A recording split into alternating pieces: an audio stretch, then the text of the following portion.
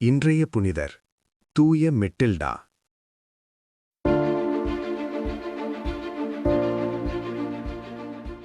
தூய மெட்டில்டா தூய மெட்டில்டா கிபி 10ஆம் நூற்றாண்டில் ஜெர்மனியில் வாழ்ந்த பரிசுத்த ராணி.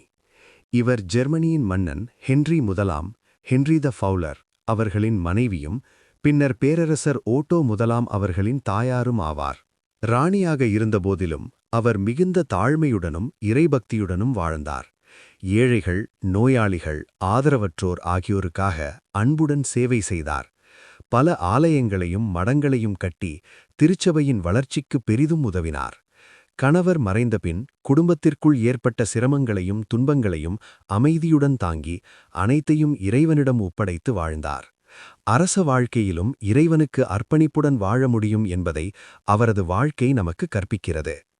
திருச்சபை மார்ச் 14 அன்று அவரை நினைவு கூர்கிறது. இறைவேண்டல். தூய மெட்டில்டாவே, அரச மரியாதையிலும் தாழ்மையுடன் வாழ்ந்தவரே, நாங்களும் எங்கள் பொறுப்புகளிலும் இறை சித்தத்துக்கு இணங்க நடக்க உங்கள் ஜெபத்தால் எங்களை வழிநடத்துங்கள். ஏழைகளுக்கு அன்பு செலுத்தும் மனமும் துன்பத்தில் பொறுமையுடன் நிலைக்கும் அருளும் எங்களுக்கு கிடைக்கப் பெறுவதாக. எங்கள் குடும்பங்களிலும் சமாதானமும் இறை அன்பும் நிலைக்கச் செய்யுங்கள். ஆமேன்.